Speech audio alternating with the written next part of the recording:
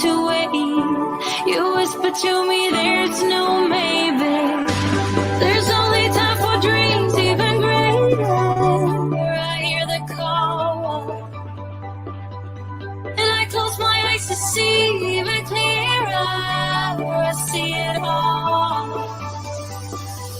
I know that we can go higher if we keep our faith, if we keep our faith.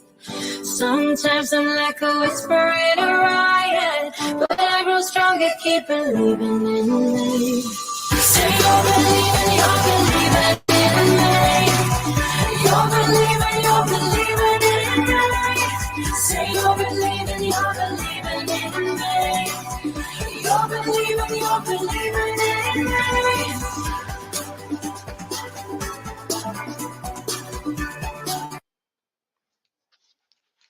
An unauthorized version, as it was in the beginning.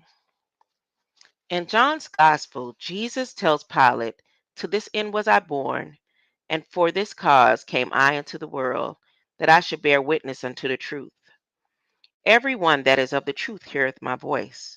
What is truth? Asked Pilate, and does not receive a reply. The question is the last of four, none of which Jesus answers directly. On the modern stage, we are familiar with the dialogue and the discontinuous style in which neither party replies to the other's words. Although there is a wide gap between Pilate and Jesus, their conversation is not quite of this type. Pilate tries 3 times for a plain answer, but Jesus questions him too and retains control of the exchange. A direct question about the King of Jews ends with an open question about truth itself. Jesting Pilate, wrote Francis Bacon, would not stay for an answer. St. Augustine suggested that Pilate's mind had already moved on to the custom of releasing a prisoner at Passover, which he then proposes to the Jews. His question is not a jest, but it bears on himself and his predicament. Pilate puts it to the person who has already described himself as the truth. John 14:6. Confronting the truth, he goes out to the Jews and prefers their falsehood. The question leads us on, but it is not truth itself. It is not so much that the dialogue probably involved a third person. Pilate did not know Hebrew or Aramaic, and it is highly unlikely that Jesus spoke Greek. It is likely that an interpreter would have been needed, although the Gospels do not mention one. The problem, rather, is that each Gospel gives a different version of what is said and done. An unknown interpreter or Jesus himself did not give the authors exact words of the meeting. The fourth Gospelers are his own invention. The final question that Pilate asked Jesus has not lacked answers since and is very far from being settled. Philosophers have taken it to the levels of ever increasing subtlety, but two types of answers still underlie most of their arguments. On one view, truth consists of correspondence to facts, the theory of correspondence, and the other, or on another, truth consists in coherence with the general systems of belief, the theory of coherence. I intend to take Pilate's question and turn it back on the Bible itself. First, I will explore the view that the Bible's very nature and origin give it coherence, which answers Pilate's question. Then I will explore its narrative to see if there is a level at which it corresponds to fact. Explorations do not give full answers, least of all through texts as varied, varied as scriptures. Parts of them would be badly misread if explored only for factual statements. The Psalms, the Proverbs, the Book of Job, or Ecclesiastes, parts of the Christian epistles. Here, thought Matthew Arnold, we find words thrown out at an immense reality, not fully or half fully grasped by the author, but even then able to affect us with indescribable force. They do not refer to factual truth. The Bible is literature, and its words are used like words of common life and of poetry and eloquence approximately, and not like the terms of science adequately. These parts may affect us all, still with an indescribable force, but its causes are not so obvious. Is there an immense reality for which they are somehow straining? Or is it that we enter into what we say because of how they say it? And because we can share a fellow human in what they are putting into words, or because we can share as fellow humans in what they are putting into words. For many people, an answer rests in faith. It does not depend on factual truth. With or without faith, it would be absurd to read these parts of the Bible literally, marking down each sentence for exact truth or falsehood and ignoring its metaphors and wonderfully approximate words. However, the Bible is not always a text of this type. It does also refer to events and persons from an origin of the world to its imminent end. Here, too, if often interprets what it describes, here, too, its language can be marvelously approximate, but also it also narrates, refers, and prophesies. It therefore invites the question of truth. It is a historian that will explore it, accustomed to putting Pilate's question to written evidence from the distant past. Hebrew scripture and Christian Old Testament begins with the creation of the world. Two gospels in Christian scripture, the New Testament begin with the story of Jesus' nativity. These beginnings have their own rich histories, both a history of their origins and a history of their changing interpretations by artists and readers. Nowadays, they conflict with scientific knowledge, which rejects the idea of virgin birth or creation, not evolution in only 6 days. Yet, without this knowledge, they had already engaged historians and careful readers who were testing for truth's two pillars: coherence with the story and correspondence with facts outside it. The Bible begins with two distinct stories of creation.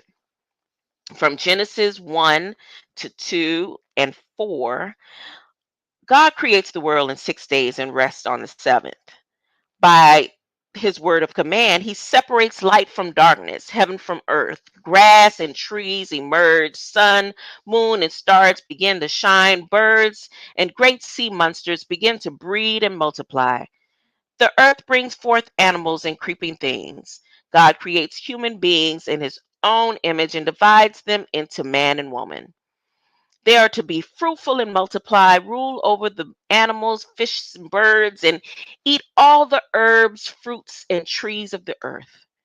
The first creation is to be vegetarian and remain so until God orders Noah in Genesis 9 1 through 3.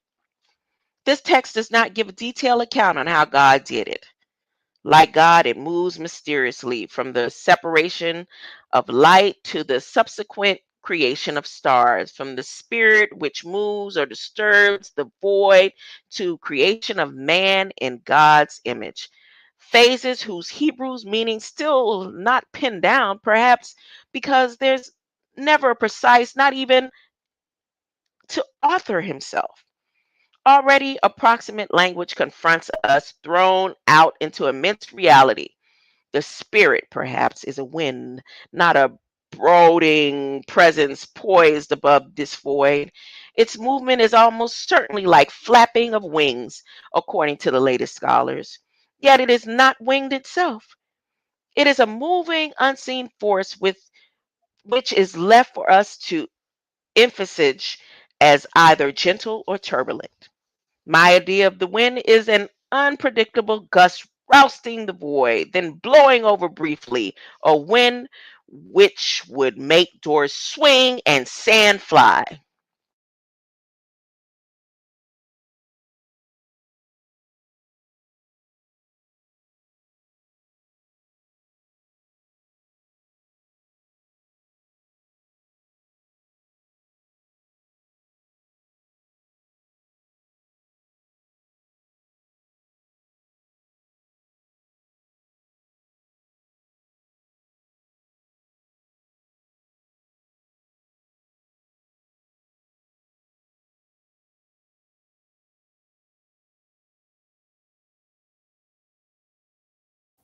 The Gospel of Judas. It should be stated here that about a third of the text of the Gospel of Judas is either missing or damaged, and thus the listener will hear inconsistencies with the narration. Introduction. Insipid. The secret account of the revelation that Jesus spoke in conversation with Judas Iscariot during a week 3 days before he celebrated Passover. The earthly ministry of Jesus. When Jesus appeared on earth, he performed miracles and great wonders for the salvation of humanity. And since some walked in the way of righteousness while others walked in their transgressions, the 12 disciples were called. He began to speak with them about the mysteries beyond the world and what would take place at the end. Often, he did not appear to his disciples as himself, but he was found among them as a child. Scene 1. Jesus dialogues with his disciples, the prayer of thanksgiving, or the Eucharist. One day, he was with his disciples in Judea, and he found them gathered together and seated in pious observance. When he approached his disciples, gathered together and seated, and offering a prayer of thanksgiving over the bread, he laughed. The disciples said to him, "Master, why are you laughing at our prayer of thanksgiving? We have done what is right." He answered and said to them, "I am not laughing at you. You are not doing this because of your own will, but because it is through this that your God will be praised." They said, "Master, you are the Son of our God." Jesus said to them, "How do you know me? Truly, I say to you, no generation of the people that are among you will know me." The disciples become angry. When his disciples heard this, they started getting angry and infuriated and began blaspheming against him in their hearts. When Jesus observed their lack of understanding, he said to them, "Why has this agitation led you to anger? Your God who is within you, and have provoked you to anger within your souls. Let any one of you who is strong enough among human beings bring out the perfect human and stand before my face." They all said, "We have the strength."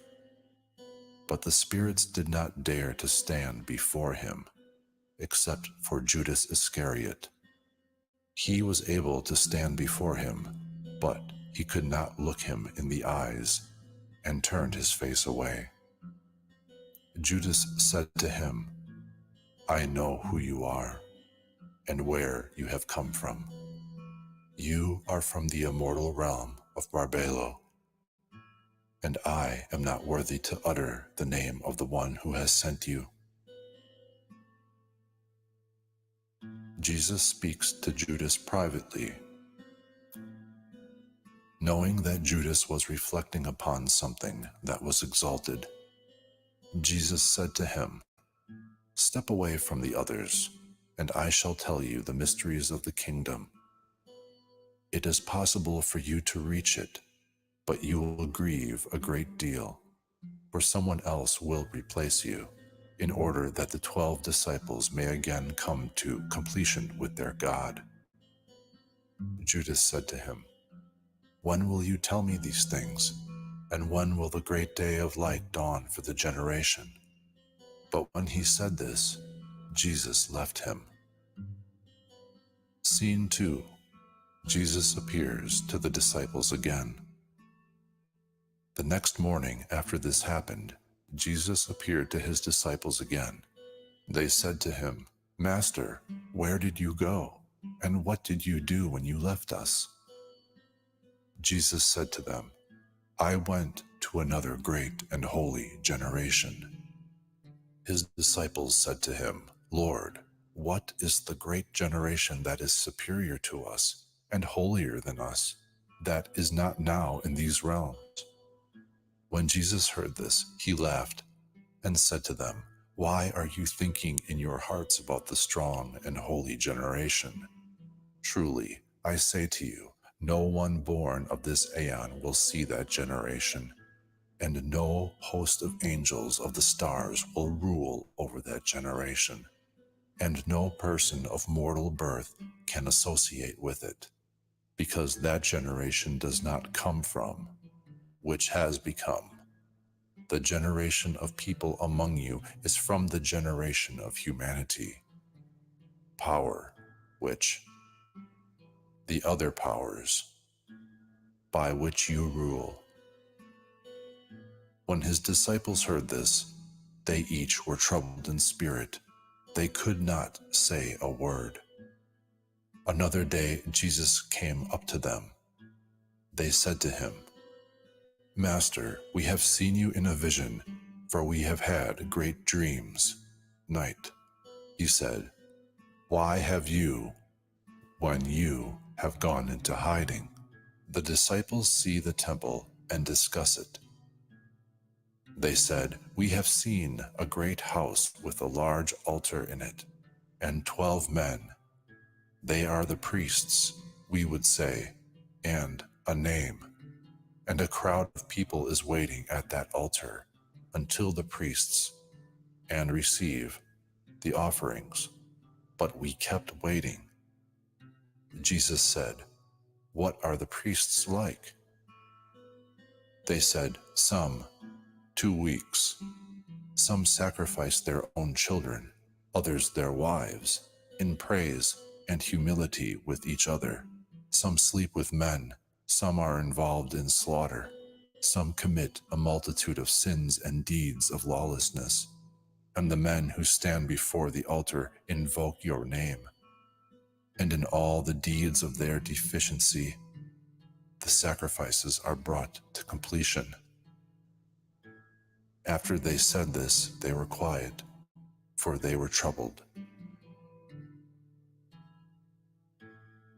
Jesus offers an allegorical interpretation of the vision of the temple. Jesus said to them, Why are you troubled? Truly, I say to you, all the priests who stand before the altar invoke my name. Again, I say to you, my name has been written on this, of the generations of the stars through the human generations. And they have planted trees without fruit in my name, in a shameful manner. Jesus said to them, Those you have seen receiving the offerings at the altar, that is who you are. That is the God you serve, and you are those 12 men you have seen.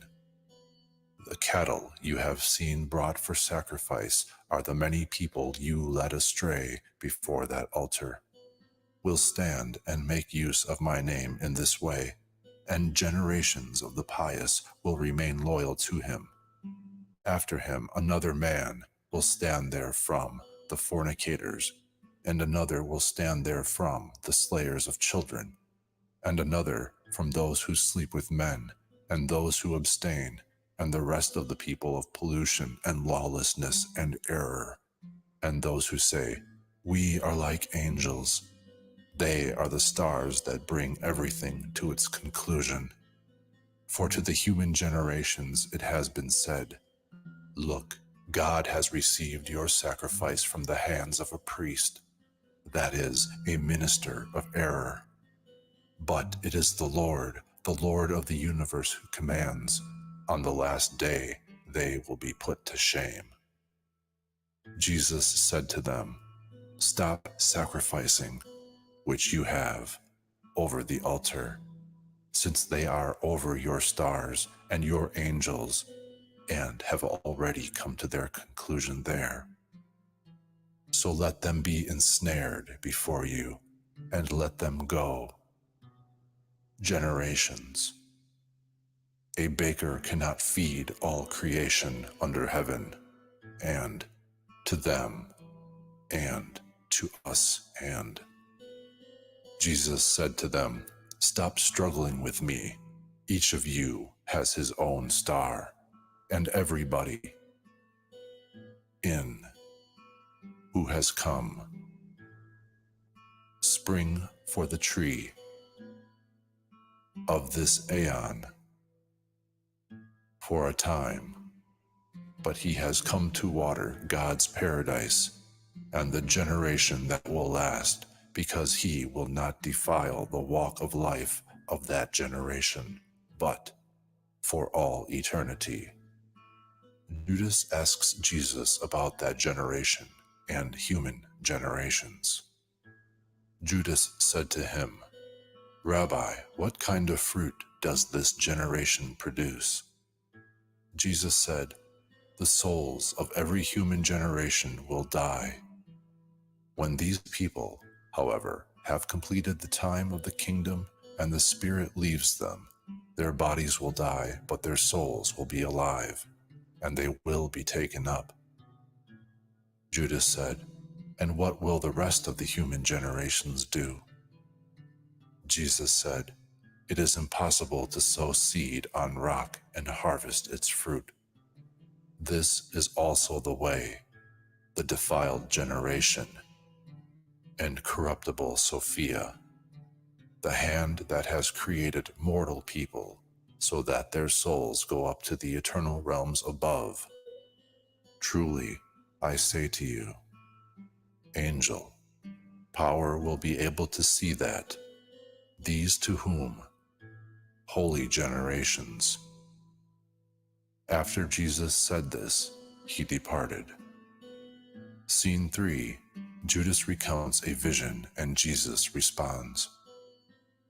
Judas said, "Master, as you have listened to all of them, now also listen to me, for I have seen a great vision." When Jesus heard this, he laughed and said to him, "You 13th spirit, why do you try so hard? But speak up, and I shall bear with you." Judas said to him, "In the vision, I saw myself as the 12 disciples were stoning me and persecuting me severely. And I also came to the place where, after you, I saw a house, and my eyes could not comprehend its size. Great people were surrounding it, and that house had a roof of greenery, and in the middle of the house was a crowd, saying, 'Master, take me in along with these people.' Jesus answered and said, 'Judas, your star has led you astray.' He continued, 'No person of mortal birth is worthy to enter the house you have seen, for that place is reserved for the holy. Neither the sun nor the moon will rule there, nor the day, but the holy will abide there always in the eternal realm with the holy angels. Look, I have explained to you the mysteries of the kingdom, and I have taught you about the error of the stars, and send it on the 12 aeons." Judas asks about his own fate. Judas said, "Master, could it be that my seed is under the control of the rulers?" Jesus answered and said to him, "Come, but that you will grieve much when you see the kingdom and all its generation." When he heard this, Judas said to him, "What good is it that I have received it? For you have set me apart for that generation." Jesus answered and said, "You will become the 13th, and you will be cursed by the other generations, and you will come to rule over them. In the last days they will curse your ascent to the holy generation." Jesus teaches Judas about cosmology, the spirit, and the self-generated. Jesus said, "Come, that I may teach you about secrets no person has ever seen, for there exists a great and boundless realm whose extent no generation of angels has seen. in which there is a great invisible spirit, which no eye of an angel has ever seen, no thought of the heart has ever comprehended, and it was never called by any name. And a luminous cloud appeared there. He said, "Let an angel come into being as my attendant." A great angel, the enlightened, divine, self-generated, emerged from the cloud. Because of him, 4 other angels came into being from another cloud, and they became attendants for the angelic self-generated. The self-generated said, "Let come into being," and it came into being. And he created the first luminary to reign over him. He said, "Let angels come into being to serve him," and myriads without number came into being. He said, "Let an enlightened aeon come into being," and he came into being. He created the second luminary to reign over him, together with the myriads of angels without number to offer service. That is how he created the rest of the enlightened aeons. He made them reign over them, and he created for them myriads of angels without number to assist them. Adamas and the luminaries. Adamas was in the first luminous cloud that no angel has ever seen among all those called God. He, that, the image, and after the likeness of this angel. He made the incorruptible generation of Seth appear, the 12, the 24. He made 72 luminaries appear in the incorruptible generation, in accordance with the will of the Spirit. The 72 luminaries themselves made 360 luminaries appear in the incorruptible generation, in accordance with the will of the Spirit, that their number should be 5 for each.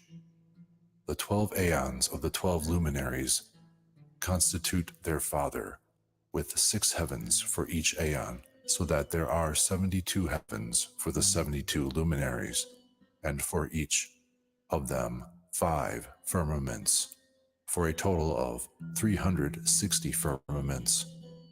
They were given authority and a great host of angels without number, for glory and adoration, and after that also virgin spirits, for glory and adoration of all the aeons and the heavens and their firmaments.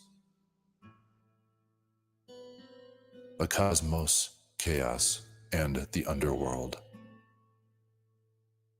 The multitude of those immortals is called the cosmos, that is, perdition, by the Father and the 72 luminaries who are with the self-generated and his 72 aeons.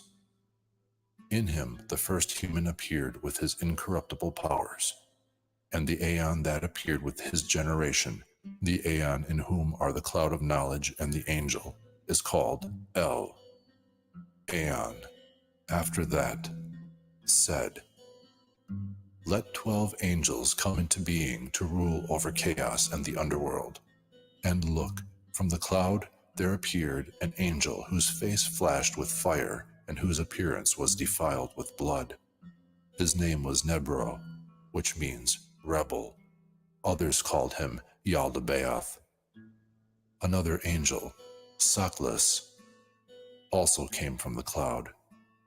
So Nebro created 6 angels, as well as Saklas, to be assistants, and these produced 12 angels in the heavens, with each one receiving a portion in the heavens. The rulers and angels. The 12 rulers spoke with the 12 angels, "Let each of you, and let them, generation, angels." The first is Seth, who is called Christ. The second is Harmathoth, who is. The third is Delilah. The fourth is Yobel. The fifth is Adonais. These are the 5 who ruled over the underworld, and first of all over chaos. The creation of humanity. Then Saklas said to his angels, "Let us create a human being after the likeness and after the image." They fashioned Adam and his wife Eve, who is called, in the cloud, Zoe. For by this name all the generations seek the man, and each of them calls the woman by these names. Now, Sakla did not command except the generations. This, and the ruler said to Adam, "You shall live long with your children." Judas asks about the destiny of Adam and humanity.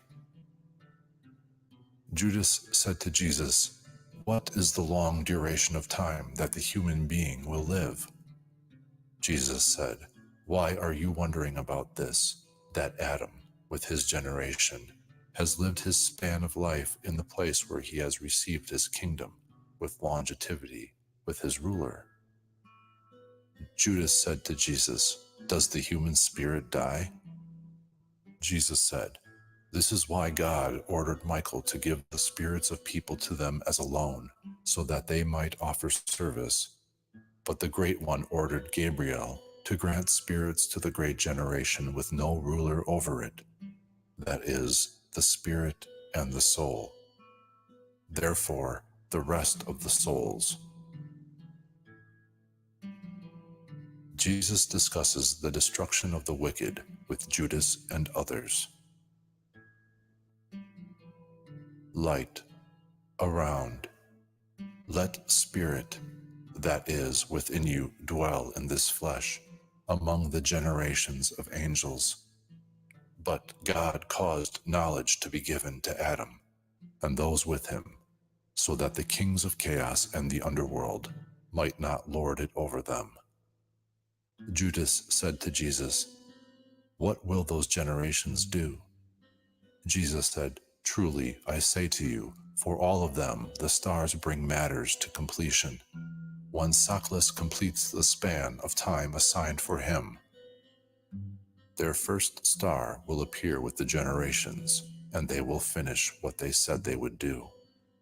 Then they will fornicate in my name and slay their children, and they will, and my name, and he will.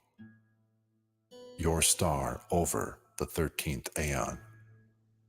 After that, Jesus laughed. Judas said, "Master, why are you laughing at us?" Jesus answered and said, "I am not laughing at you, but at the error of the stars, because these 6 stars wander about with these 5 combatants, and they all will be destroyed along with their creatures." Jesus speaks to those who are baptized, and Judas's betrayal. Judas said to Jesus, "Look, what will those who have been baptized in your name do?" Jesus said, "Truly, I say to you, this baptism, my name, to me. Truly, I say to you, Judas, those who offer sacrifices to Saklas, God, everything that is evil. But you will exceed all of them. You will sacrifice the man that clothes me. Already your horn has been raised, your wrath has been kindled, your star has shone brightly, and your heart has. Truly, your last become, since he will be destroyed, and the image of the great generation of Adam will be exalted. For prior to heaven, earth, and the angels, that generation, which is from the eternal realms, exists. Look, you have been told everything. Lift up your eyes and look at the cloud, and the light within it, and the stars surrounding it. The star that leads the way is your star." Judas lifted up his eyes and saw the luminous cloud, and he entered it. Those standing on the ground heard a voice coming from the cloud saying, "Great generation, image." conclusion, Judas betrays Jesus. Their high priests murmured because he had gone into the guest room for his prayer. But some scribes were there watching carefully in order to arrest him during the prayer, for they were afraid of the people, since he was regarded by all as a prophet. They approached Judas and said to him, "What are you doing here? You are Jesus' disciple." Judas answered them as they wished, and he received some money and handed him over to them. The end of the Gospel of Judas.